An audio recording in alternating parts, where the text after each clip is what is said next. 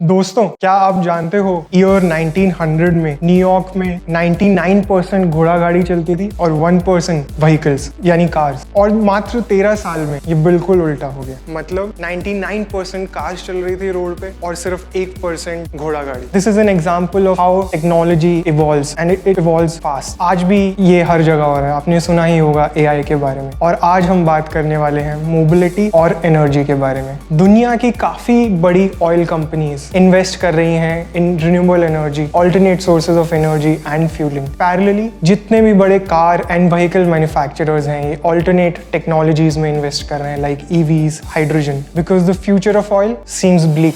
80% of the world's power comes from fossil fuels. Clean energy. The story of oil. Global greenhouse gases. We're heading towards $100 a barrel oil price. More funding has gone into clean energy. Future of energy. मेरा नाम है अक्षत Bansal.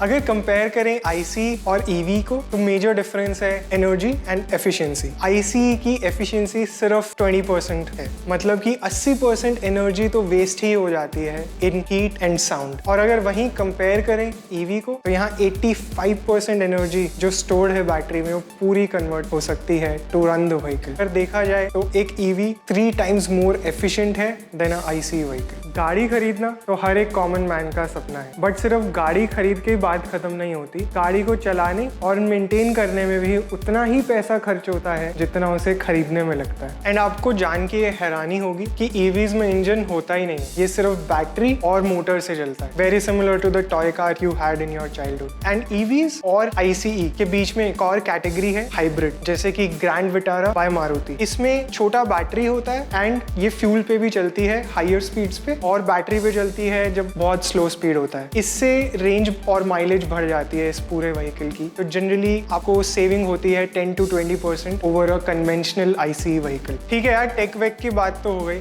But main question देती कितना है? तो एक IC vehicle generally 17 से 20 kilometre पर लीटर पे चलती है, और अगर पैरेलल कंपैरिजन करें तो एक EV vehicle 1 unit of electricity में 6 to 8 किलोमीटर चलती है। मतलब कि आपको 1 किलोमीटर चलाने में एक आईसी व्हीकल को 6 से 8 रुपए लगेंगे, वहीं एक ईवी को लेस देन 1 रुपीज लगेंगे, depending on where you charge. So if you charge at home it will be 0.7 rupees, if you charge outside it will be somewhere around 1.2 to 1.3 rupees, लगभग 1 रुपए लगेगा। तो ये काफी बड़ा डिफरेंस है इन दोनों व्हीकल्स के रनिंग कॉस्ट के बीच में। तो पर किलोमीटर आप लगभग 6 रुपए बचा रहे हैं on every kilometre you drive.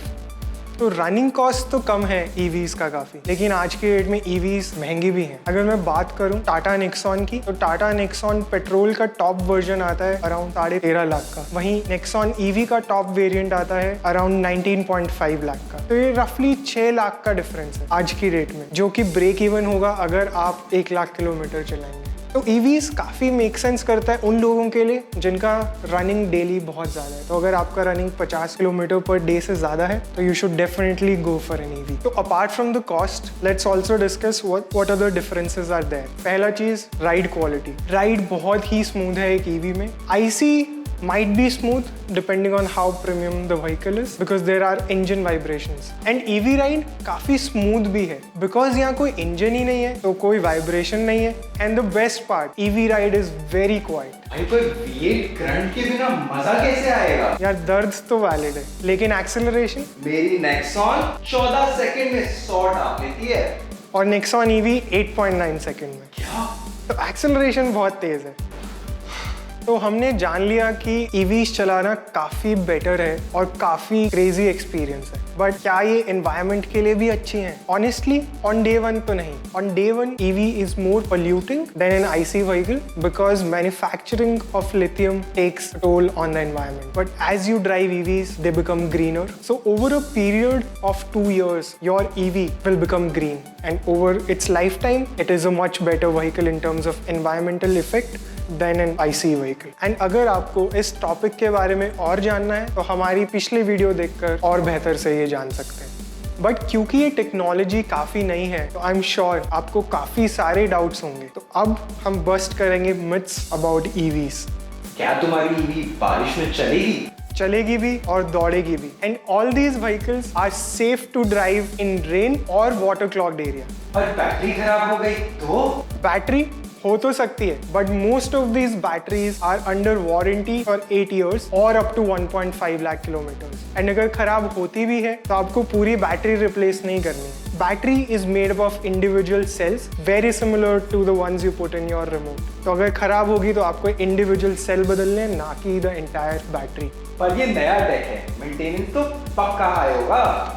Maintenance तो बहुत ज़्यादा कम है, because a normal IC vehicle has more than 20,000 moving parts. So maintenance तो बहुत कम है, और इतना कम है कि a lot of car manufacturers are not bringing EVs because उनका आधा धंधा तो आफ्टर सेल्स और सर्विस से ही है। एक एग्जांपल ऑफ मारुति। अब बात करते हैं फ्यूलिंग की, जहां आपको IC व्हीकल में कभी भी सोचना नहीं पड़ेगा आपका कार फ्यूल कराने के लिए, because India has more than 70,000 petrol pumps already. Charging infrastructure on the other hand is very less, but there are companies like Statiq who are building this infra, and as of today they have built more than 7,000 chargers, and this is growing rapidly. And हम EVs में एक fact overlook कर देते हैं कि आपको कहीं बाहर जाने की भी जरूरत नहीं है। You can charge your vehicle at the convenience of your home because you can do it just from a 3.3 socket. You do not even need a separate charger for it. And EV charging infra भी काफी तेजी से बढ़ रहा है। It is projected that by 2030 India will have more than 1 million public chargers. That is much more than what petrol pumps are. And I am biased towards EVs because I myself drive an EV and I am a part of this change. But we can continue this discussion in the comments box. Please type in what do you prefer and anything that you want to discuss in future. So like, share and subscribe to Charged Up to see more of me. And also for more weekly updates. Stay tuned.